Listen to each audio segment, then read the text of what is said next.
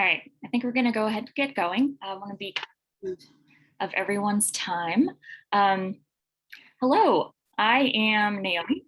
I am Naomi Grunditz. I'm a planner by background. I work for Councilwoman Amanda Sandoval and one of the aides in her office.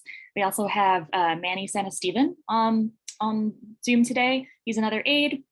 And this series, this Ask a Planner series, is something that we do the last Friday of every month pretty regularly. And it's an opportunity to bring in planners. Sometimes it's me, but most of the time it's a guest from a different department or agency talking about a topic in planning and really leaving a lot of time for Q&A and hopefully making planning and planning topics in the city a little more accessible to people. So today we are super lucky to have Amir here from the planning department, and we've got Kevin, who is an architect, and myself, and we're going to be talking about what it actually takes to build an ADU. I'm going to be going over some of the higher level rules and standards that apply to building an ADU, generally a detached ADU, kind of the casita that we mostly think about. And then I'm going to kick it over to Amir. He's got a little bit of info on the permitting process. And then we'll have Kevin say a few words about some of his tips as an architect who's navigated this process and worked with clients. And then most of the rest of the time will be open to Q&A. So if you're on Zoom, feel free to put questions in the chat as we go along. Especially as I do this overview, we're going to get pretty technical. I'm going to do my best to make it accessible, but I will not always be successful. So if you have questions about something I'm saying that's not clear, please put that in the chat. We'll try to monitor that. And if you're on Facebook, feel free to leave comments. At the end, we'll queue it all up and answer question. We'll have this all for the question and answer. And since we have this set up as a meeting and not just a webinar, when we do get to Q&A, you're welcome on Zoom to raise your hand or indicate that you want to just ask a question live. You can unmute yourself, you can turn your camera on. This is meant to be casual and accessible. So with that, I'm going to go ahead and get going. So I'm going to talk a little bit about what ADUs are. If you're on this meeting today, you probably have a good idea of what they are. This meeting, by the way, it's not about zoning and rezoning. It's more about what you do after that. So we've had a lot of rezonings recently, and people really want to know, well, now how do I get my ADU built? So I'll go over what ADUs are briefly. Then we're going to dive into the technical part of what are standards and regulations in Denver around ADUs. And then after that, a couple of standards again and regulations about using your ADU, because there are some. So I'm going to try to hit what the top questions are that I've heard and I've helped people through this process and things that kind of come up as people start building ADUs or looking at it. So again, if you have technical questions about things that I'm saying, please put them in the chat during the presentation. I will try my best to answer them or maybe say something in a different way. All right. So what are ADUs? In Denver, that's accessory dwelling unit. That's the name for what we commonly think of as cottages, in-law units, carriage houses, etc. But in the Denver zoning code, they really, an accessory dwelling unit means a second dwelling unit located inside or behind the primary house or the primary dwelling unit. And the real key word here that's going to help make all these standards we're going to talk about later make a little more sense is the word accessory. All these standards are meant to make sure that the accessory dwelling unit truly is accessory to a main house. So it's subordinate to, it's complementary to. And importantly, ADUs are not duplexes or apartments or any sort of commercial development. So there's two kinds of ADUs that you can build in Denver. There's detached and attached. So a detached ADU is probably what most people are interested in. I'd say 99% of the people I talk to who want an ADU are thinking about the separate one in the back. But if you have the zoning that allows an ADU, you can also build one that is, a separate little unit that's more like an addition to your house, or you could even have it in the basement or upper story space. So that can also be part on to the main house. ADUs are, I believe, now allowed in roughly a third of the city after some of our big neighborhood rezonings. And oh, by the way, this PowerPoint I'm going to be sharing with everyone who registered for this meeting and make it available as well on our the Councilwoman's website. So all these links down here and these resources in the PowerPoint, you'll be able to access those and use them to do your own research. So this map, it's a publicly available map. It's super great. You can see where ADUs are allowed anywhere in the city. And up in District 1 over here, you can see in color, you've got Chaffee Park and Sloan's Lake, which is recently rezoned to all allow ADUs. But there's also many other places that if your zoning allows 2-unit or multi-unit or mixed use, et cetera, ADUs are allowed by default there too. It's not just in the single unit zones.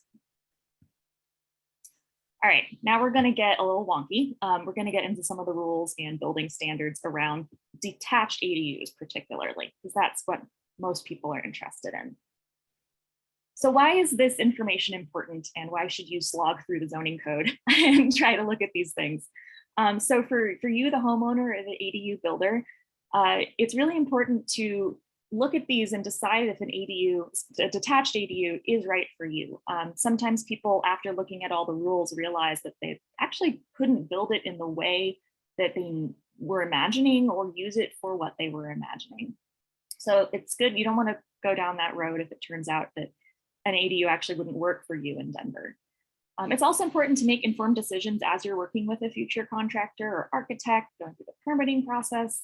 And lastly, really don't want surprises. There's some things that catch people off guard about ADUs and their development.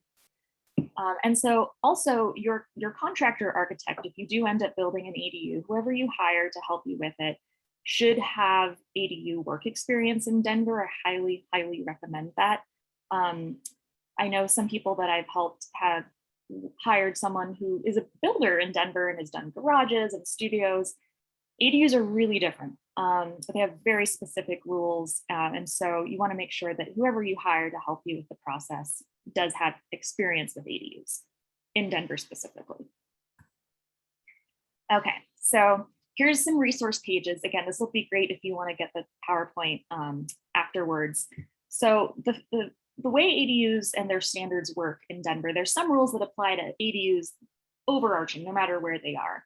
But a lot of the standards are tailored to your specific zone district, so your property and the zoning it has.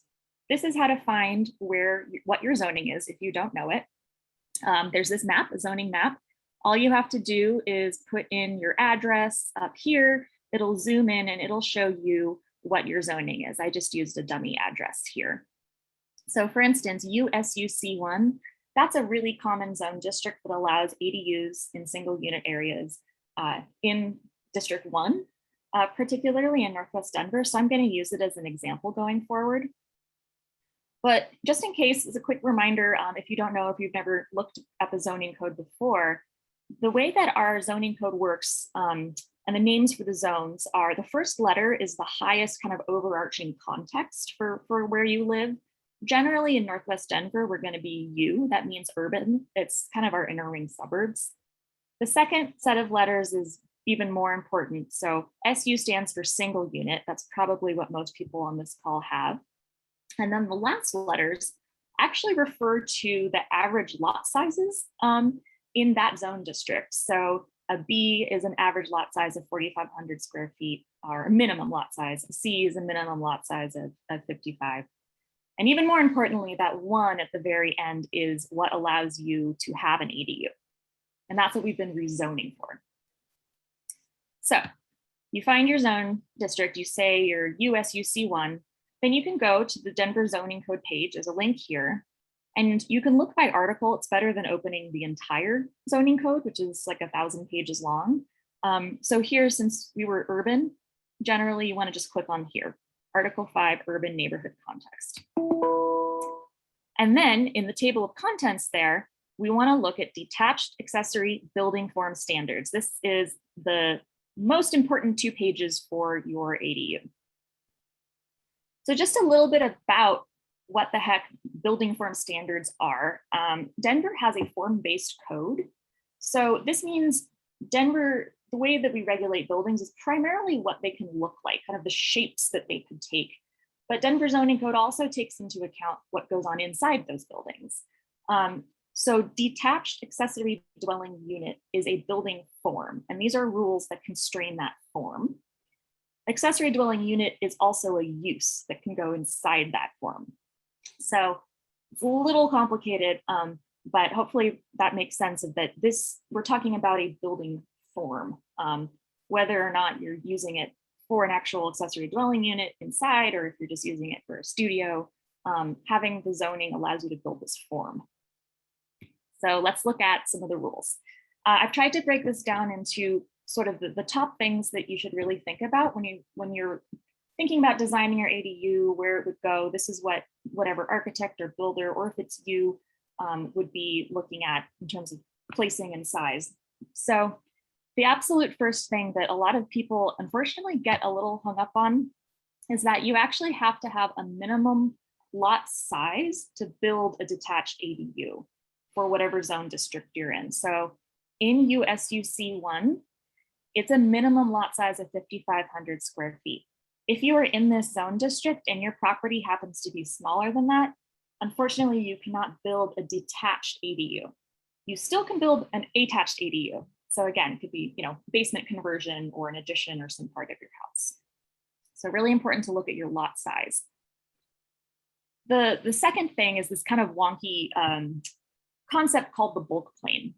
The bulk plane makes more sense if you think about it as an imaginary glass box that constrains development. It's kind of the buildable volume for this detached accessory dwelling unit form.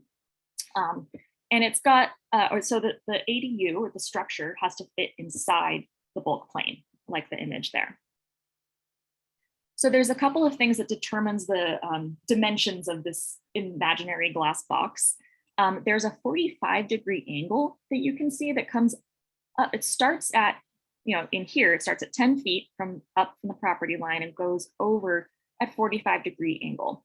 So parts of your structure, your ADU, cannot stick out of that. You have to be inside of that. The bulk plane is also capped in height.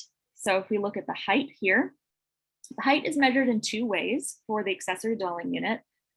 It's a 24-foot hard cap, so your structure can't be taller than that.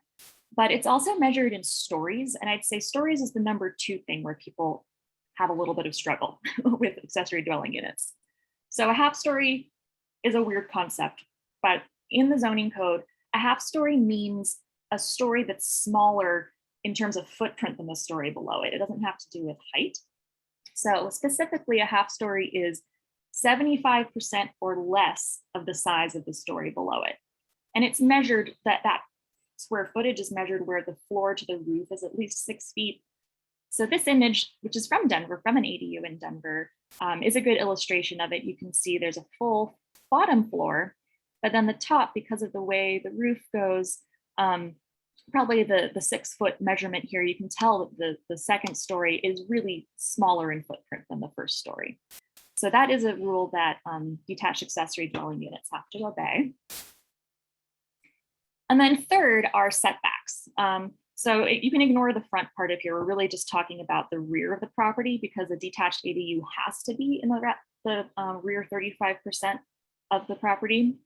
But it also has setbacks, and that's determined not on your zone district, but actually your property width, how wide it is. So generally, the setbacks are going to be 5 feet from the back, from the rear, and 5 feet from your neighbor's property or the side street. If you have a very narrow lot, it goes down to 3. So that's in terms of siting. And then lastly, footprint.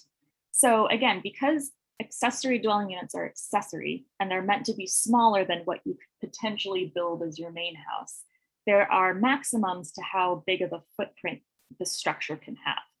That's also based on the size of your lot, not necessarily the zoning, but in a single unit zone. So if your lot is 6,000 square feet or less, you have a building footprint max for your ADU of 650 square feet. And then all the way up to, if you have a very large lot of over 7,000 square feet, you can have an ADU footprint of 1,000 square feet. And there's these overall structure lengths. Again, this is all meant to keep the accessory dwelling unit subordinate or accessory to the main. There's also an important and slightly different standard called maximum building coverage that you have to think about when you're thinking about building your ADU. So the maximum building coverage is a standard that actually applies to your entire property. It includes all the structures that are on it. So your main house, your primary dwelling, the garage, any garage you may have, or other outbuildings. So for most lots, it's going to be 37.5% of your whole lot can be covered by a building. So you only will run into this likely if you happen to have a lot of other like outbuildings on your property, or if your home is kind of rather large and takes up, again, a more footprint. You'll have to sort of finesse how the ADU might run into this cap.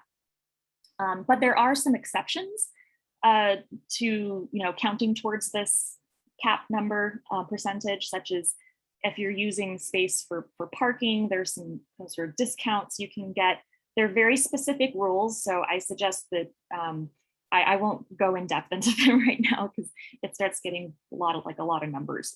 But just know that exists and it's something to think about. So in summary, once you find your zone district, go in, look at the standards in those 2 pages, look at lot size, your lot size, if you can build a detached ADU, look at the height in feet and stories and that bulk plane, sort of what the buildable volume would look like on your property. Look at the setbacks, and then look at what your max footprint would be and how an ADU might kind of bump into your lot coverage based on what else is on your property. I also want to point out that there's a process in the city to get a variance for standards in the zoning code. But I want to also throw out to proceed with extreme caution in this area. So there's a group called the Board of Adjustments, and their purpose is to review and grant requests for minor exceptions to standards. They're meant to be minor exceptions, and they have to be based on a hardship.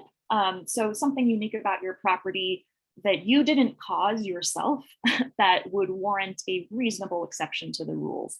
So, asking for an exception that would just be to make building an ADU easier or bigger or more convenient is not, unfortunately, a hardship.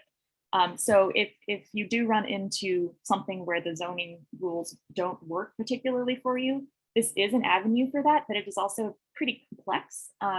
So I suggest diving more into that by really reviewing the rules and criteria of the Board of Adjustments, and that link is there.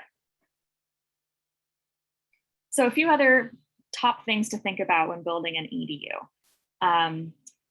And this, people do run into this. This is where I'm talking about unpleasant surprises when people start going in for the permit process. So 1, do you have any other unpermitted structures on your property, unpermitted work? So building an ADU is you're going to have an inspector come, you're going to need to pull permits for it. If they come to your property and they see that there's a garage, for example, that they have no records of permits existing to build, you will likely be required to kind of bring everything up to current permit before you get issued a permit to build your ADU. So factor that into timeline, maybe do some research to make sure that everything is permitted, because it could not, you could have bought the property and the previous owner built something without a permit. It's actually, unfortunately, kind of common. So look into that. Also know that you cannot pull permits and work on your own ADU if you're not a licensed contractor. There are ways as a homeowner that you can work on your own home and pull permits for it in other ways. Like if I want to build a little shed in my yard or do some work, I can go do that as a homeowner, but that does not apply specifically to accessory dwelling units. You have to have a licensed contractor in Denver. Also, lastly, be aware that when you submit permits, a request for a permit to the city for work that's valued over a certain amount, and this could be an ADU or it could be anything else, it could be a giant renovation, oftentimes you may be asked to do some other kind of fixes to your property or kind of the areas that you as a property owner are required to maintain. So a really common one is like sidewalk improvements. So if your sidewalk is in poor condition, you may be required to also bring your sidewalk up to good condition. as a condition for the permit for your ADU. Another one that people also run into is alley improvements or alley dedications. So Denver has, we're an old city. We have alleys of various widths, and the Department of Transportation and Infrastructure has standards for how wide alleys should be to be safe and accessible, and for garbage trucks, fire trucks, things like that to get down them. So sometimes during the permit process, when that department reviews plans, they may ask actually for you to dedicate, usually, a couple of feet, maybe 2 to 5 feet or so, in the back of your property to be alley, to help contribute to getting it wide enough to be safe. That can have implications for where you are siting your ADU, and a lot of other things. So just be aware that that can happen. So getting towards the end, and then I'll kick it over to Amir. But so now here are some standards for what you can do with your ADU after you've built it. So you got it permitted, you got it built, it looks fabulous. There's some constraints on what you can do with it. These are called use limitations. So one place to find them is in the zoning code in use limitations. There's a link here if you want to dive into it. It's not super long. Definitely suggest reading through it so you know what you're getting into. But here's some key points. So for one, you cannot build an accessory dwelling unit unless you're building it accessory to an actual single unit dwelling. So on the left here, say this is a single unit dwelling, it's not somehow a duplex. Yes, you can build an ADU. This is regardless of zoning. But imagine this duplex over here. Unfortunately, these two property owners, or whoever owns the building, if both units are the same owner, could not build an ADU in the back. It's a 2-unit dwelling, you can't build an ADU. Some other rules. ADUs cannot be sold off, subdivided. They have to remain tethered to a main property because they're accessory to something. They have to be accessory to something, to the main house.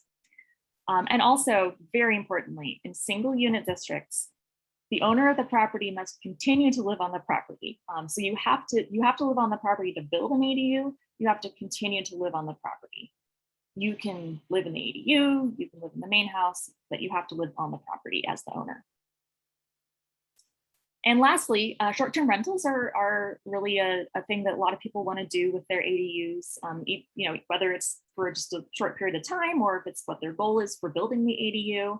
So short-term rental rules, like Airbnb, are regulated by the Department of Excise and License. So this is important to understand. You can totally short-term rent your ADU. You just need to get a license from them and obey all those rules. But you cannot live in your ADU and short-term rent the main house. And this gets super wonky again into what an accessory use of the property is and the main use of the property.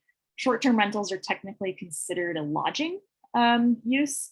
So if you're short-term renting the main house, that means all of a sudden the main use of your property is for lodging and not a dwelling unit, which is not allowed.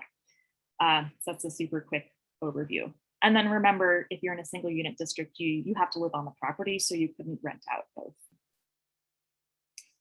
All right, so I'm sure that was a little overwhelming, but I'm gonna kick it over to Amir now. I have some slides that he asked me to put together. So Amir, if you wanna just unmute and let me know when you want me to go through your slides. I have those 3 ones set up you asked for.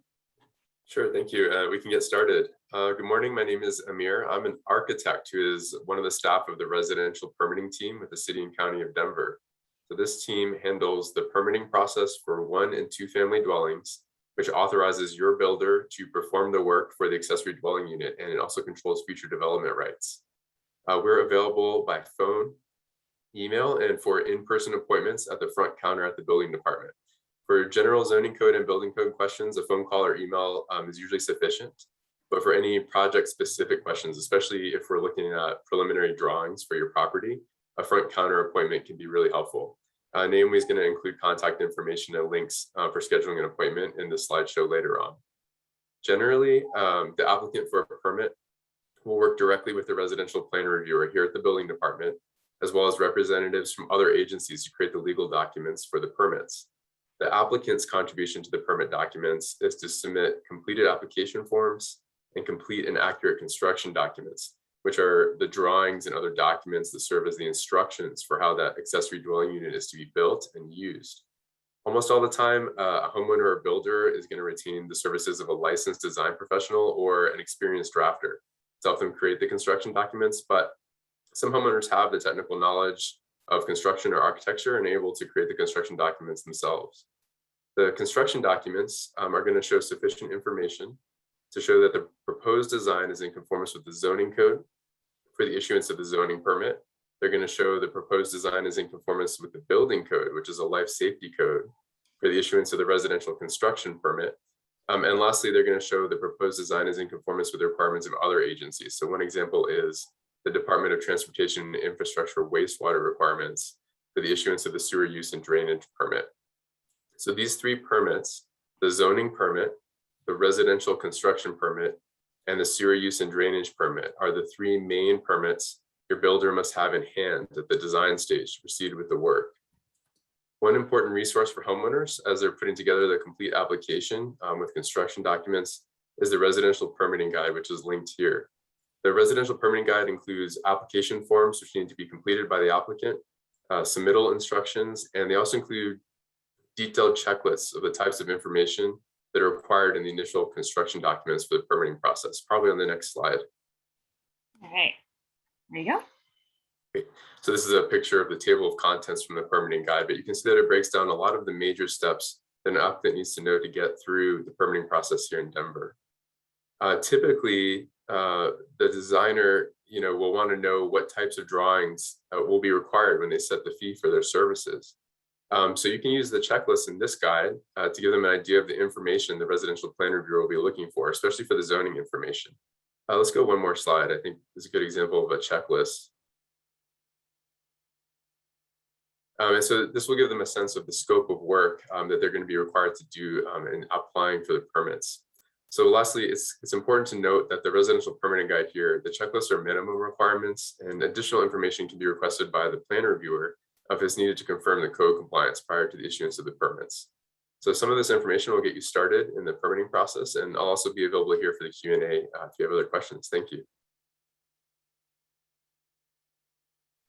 Great, thank you so much, Amir. All right, Kevin. I don't know if you have a little spiel you want to give before we go over to Q&A and question and answer. I'm gonna unmute you. Let's see. There we go. Ready? Yes. Okay. My name is Kevin Anderson. I work with ArcWest Architects, and we're located in the Sloan's Lake neighborhood. And we probably work on, I don't know, 10 to 20 ADUs a year. And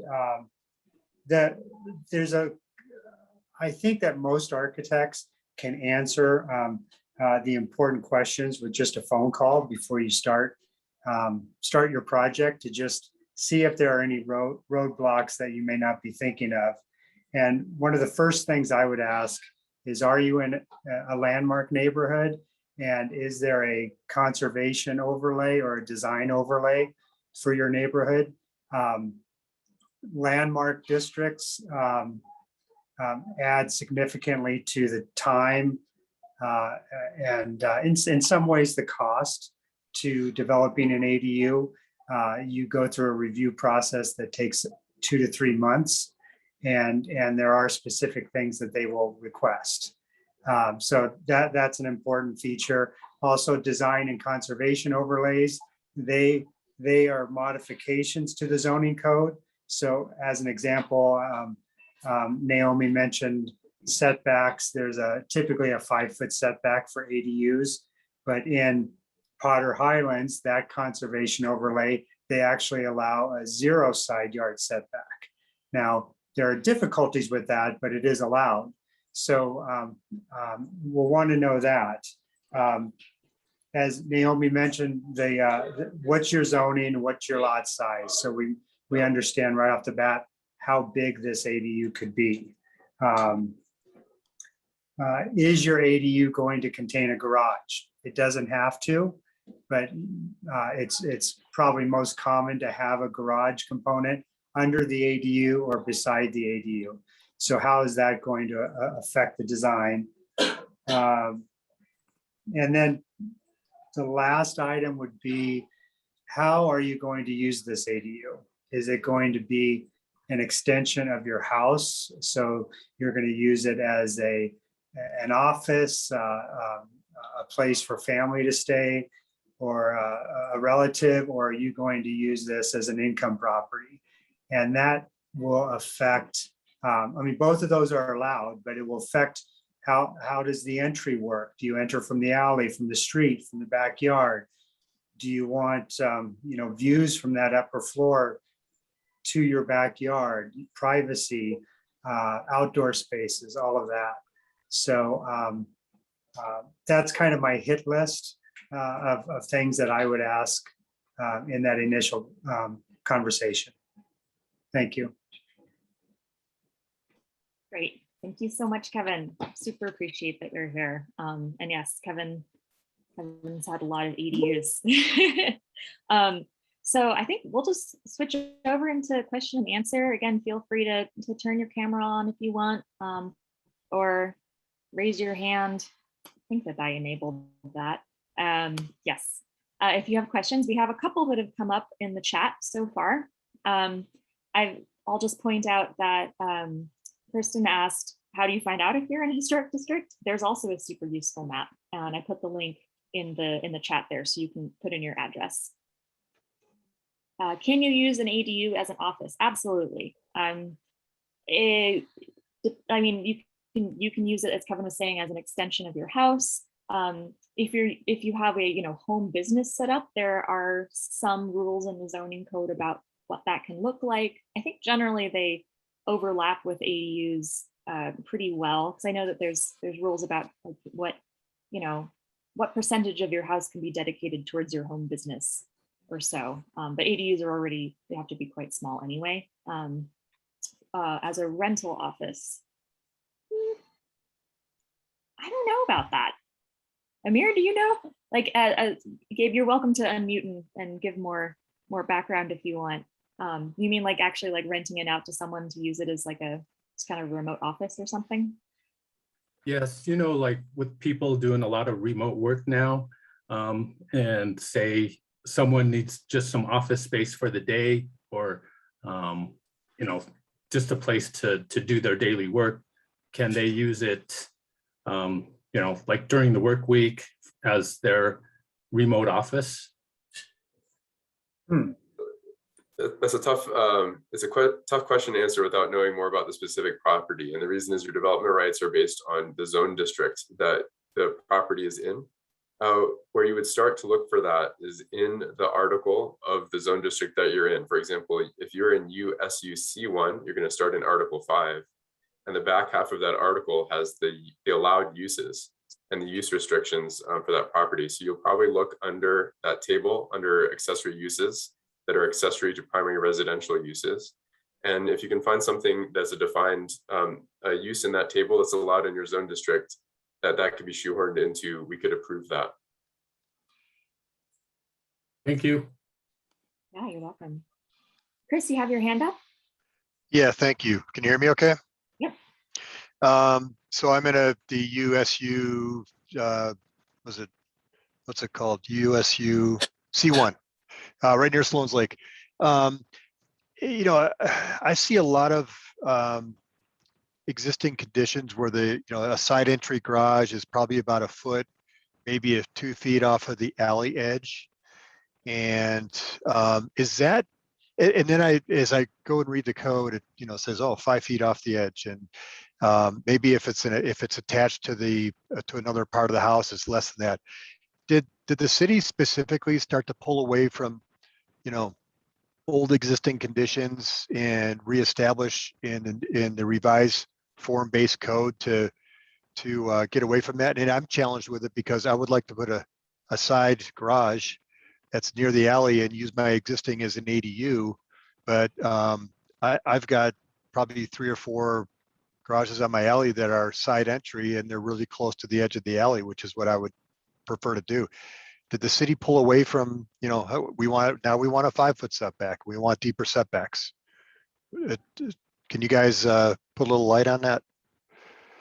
I'll kick this over to Amir and Kevin, but I'll preface with saying as part of a larger conversation about, first of all, reusing existing buildings, that's its own, can of spaghetti. But then also, I don't know if we want to talk, like, are you talking more about reusing existing buildings or more about? I'm not so worried about using the existing building.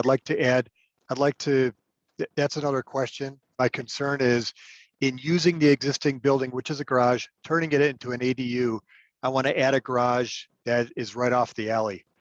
And to have it a foot off the alley as a side entry garage is a lot different than 5 feet. It makes, it's a make or break type of situation. Is 5 feet that garage setback from the alley? Is there any other thing in the code that allows it to be closer? So what's interesting is a garage is a totally different building form. And I can let Amir, I can let you go with that.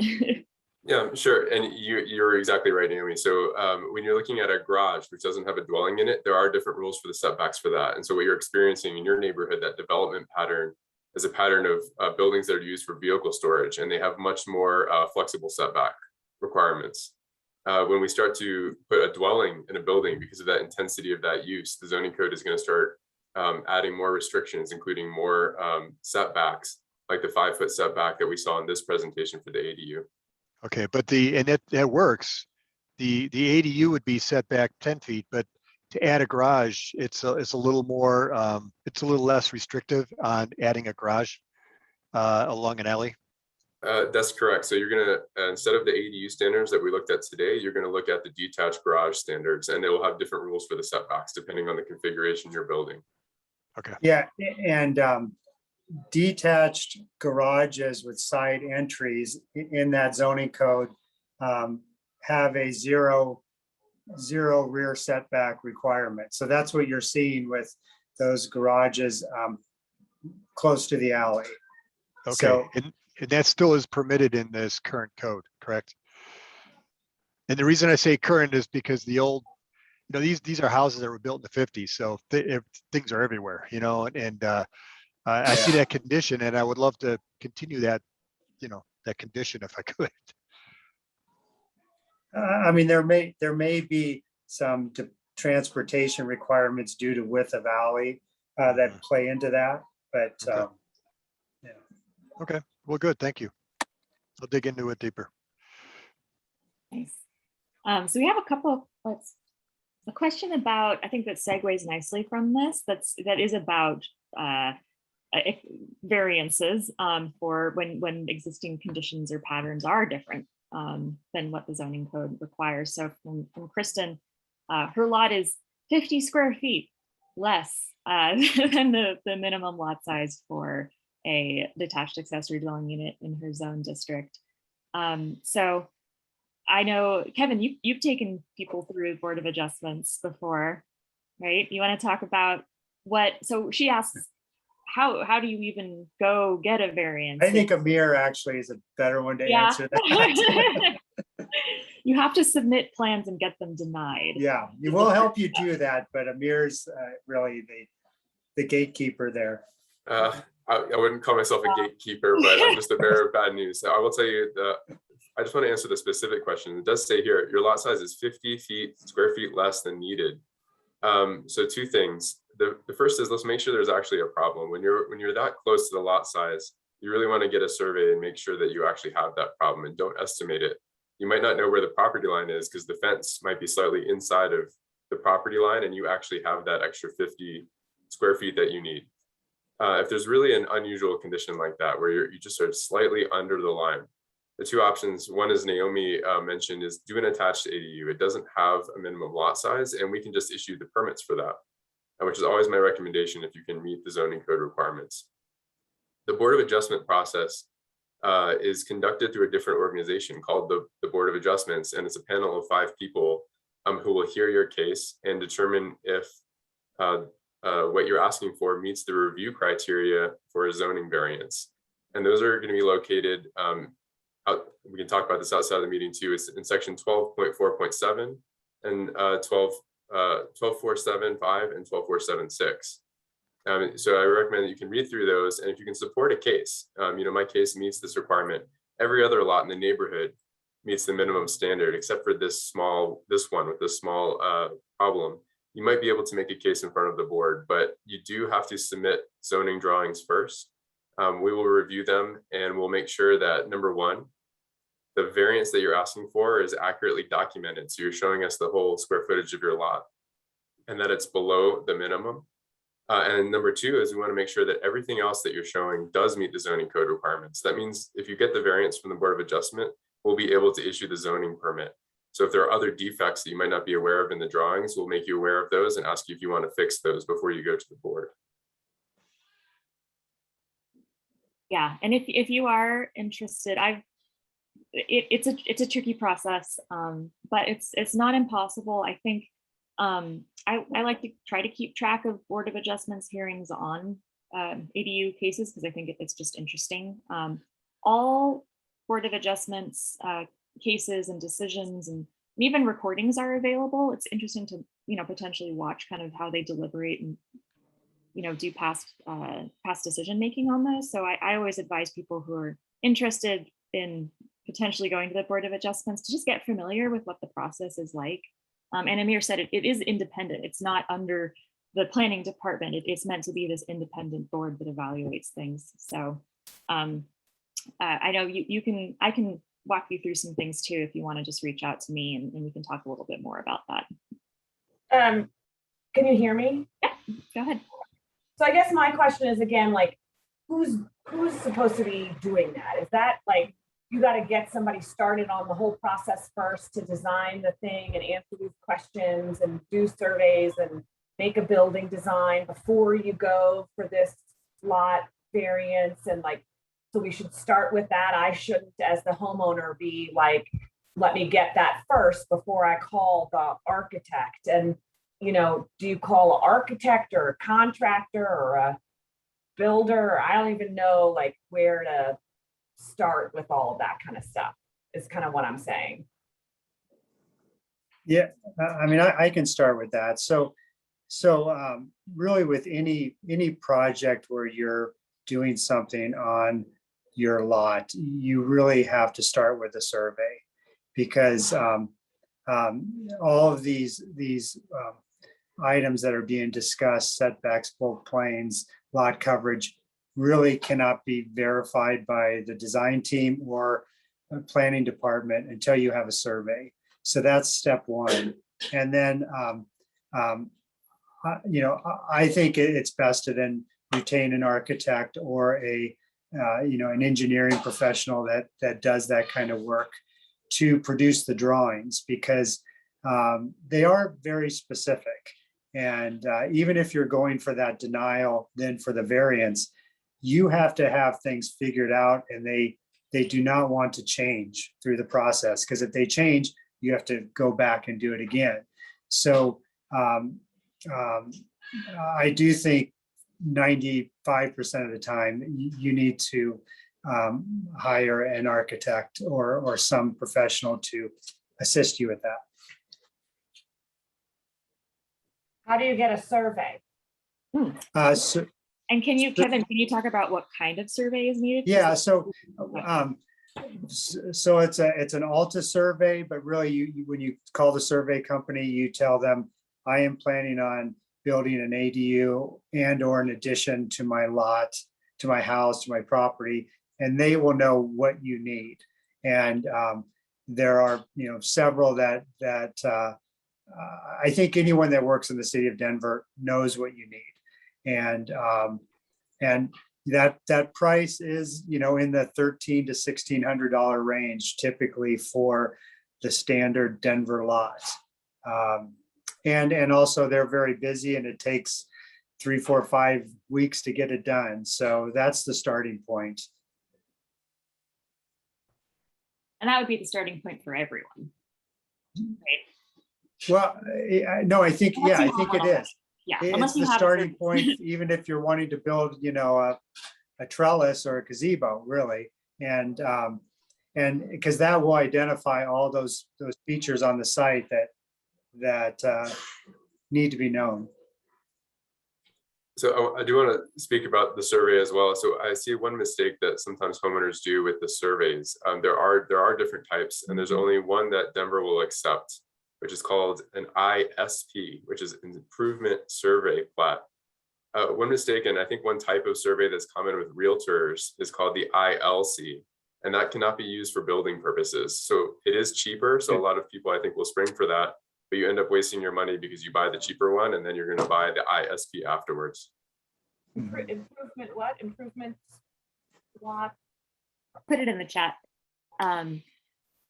Yeah, Improvement Survey Plat, ISP. That's the good one. Survey plat. All right. Any other questions from people kind of on this topic or something else? I don't know, Manny, if there's any questions on the Facebook page. Naomi, this is Bill Killam. And I would like to add one thing to Kristen's question. Kristen, I work with Berkeley Regis United Neighbors, and I'm the chair of the Zoning and Planning Committee. And as you move through this process, before you go to the Board of Adjustments, I'd like to encourage you to reach out to your neighbors and get your neighbor support for any adjustments that you'd like to make. I'd also encourage you to reach out to your local, whichever registered neighborhood organization you're part of, to get their support as well. It doesn't always carry a lot of weight with Board of Adjustments. You're rolling the dice, but it really helps to get the support from neighbors and the neighborhood organization when you're going in to plead your case.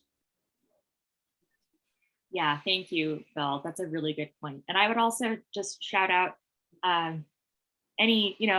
we're building an ADU, talk to your neighbors, and especially the ones, right next to and across the alley, and be a good neighbor and give them your contact info if they don't have it. So if there's any issues with construction and stuff, they're just aware of what's going on. It's a nice thing to do.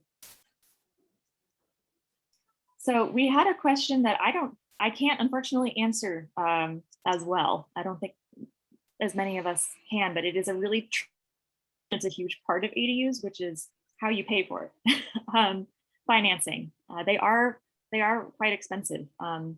And there's, even like in the, not just the permitting process, but the costs of materials, because they are actual, if they're going to be used as a dwelling unit, there's high standards in terms of building codes for how to build an ADU. Very similar to just building a regular home. And so they can end up being quite expensive. I know of personally at least one person in the city of Denver who specializes in financing ADUs. He works with a bank that does that. This is not an endorsement. I just know of him. I can connect you if you want. But it's still a relatively new thing. I don't know if Kevin, if you may want to jump in there on what clients have done. But it can be challenging. So if we start with financing, best way to do it is with a HELOC on your home or something like that, because banks at this point do not really value ADUs much more than a garage. So Naomi's contact may be more sophisticated than most now, but that's been an issue where it just you're thinking that, well, it should be valued the same as my home, per square foot, and it's not. Now, as far as the cost of building an ADU, you are building a home, you're building a small house on your lot. So the cost to build that is every bit as high as building a home. So you really can't do it on the cheap. It's a substantial structure. Usually it involves upgrading and improvement to sewer lines, utilities. There's a close to $6,000 sewer tap fee that's required for ADUs. So it's got a high cost. And I would tell people right off the bat that an ADU is really, it's in the $250 to $350 a square foot price range. It really is. And I know that seems high, but I think it's better to go in understanding that than getting surprised, because right now things take longer and they cost more than you think. But it's a great investment, and whether you're using it yourself or you're renting it, there's value there. Thanks, Kevin. Yeah, we had can sewer tap to yard sewer line, or must ADU be separately tapped and metered? I think it's required to be separately tapped and metered. Some jurisdictions require that. It's not allowed to be in Denver? I No, can't remember. usually it ties into your existing sewer Yeah. line within your yard. But so that's where, if there's any clay in that sewer line, you're going to replace it. So, or if it's in disrepair, the SUDP will probably require replacement.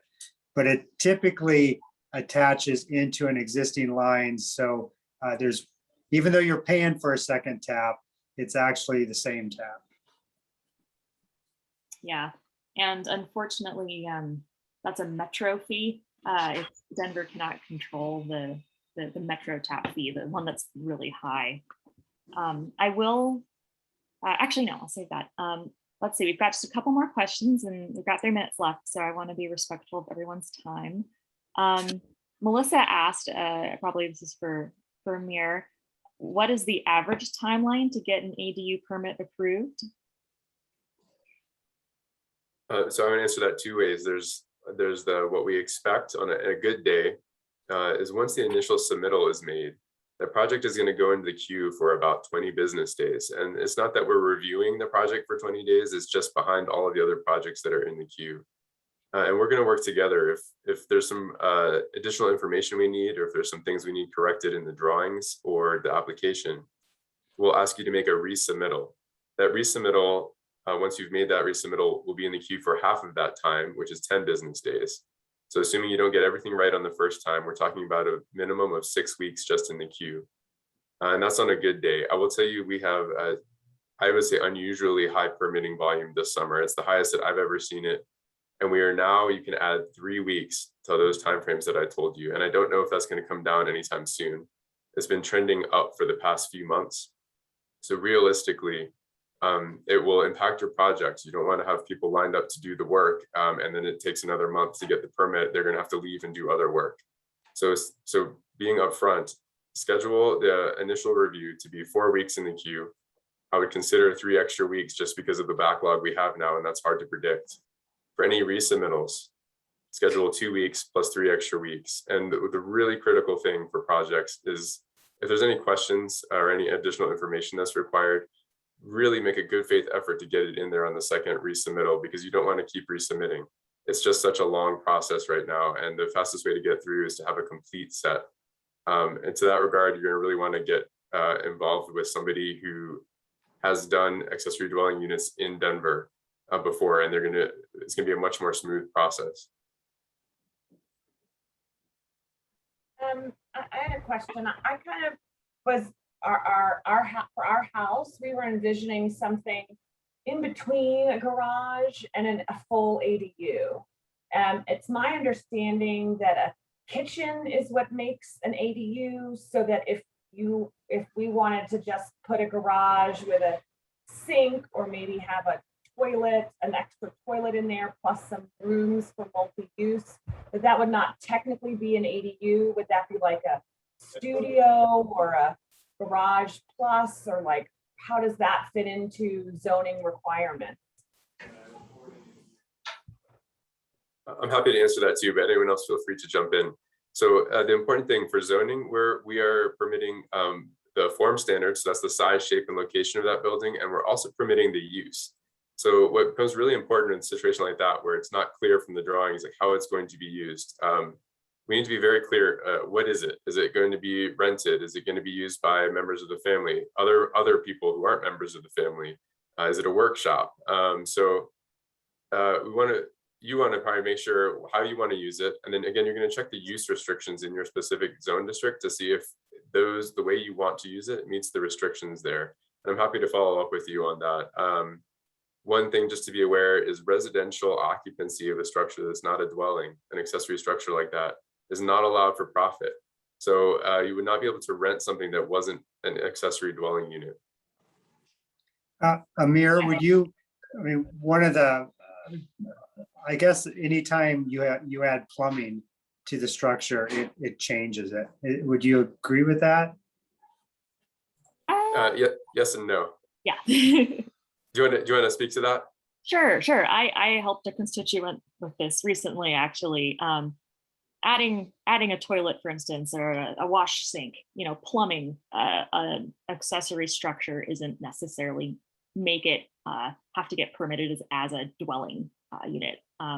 I remember speaking to I think the person I was working with says when you start adding things like a shower and then a sink for a kitchen, and so then it starts to get into more gray area. But adding just plumbing for something for an outbuilding wouldn't necessarily be as complex. And one thing I think where you're going to see a change is in the review for the sewer use and drainage permit, because the plumbing does impact that permit. They might have, this is one thing I've seen customers come into conflict with. So the zoning code wouldn't call that a dwelling unit.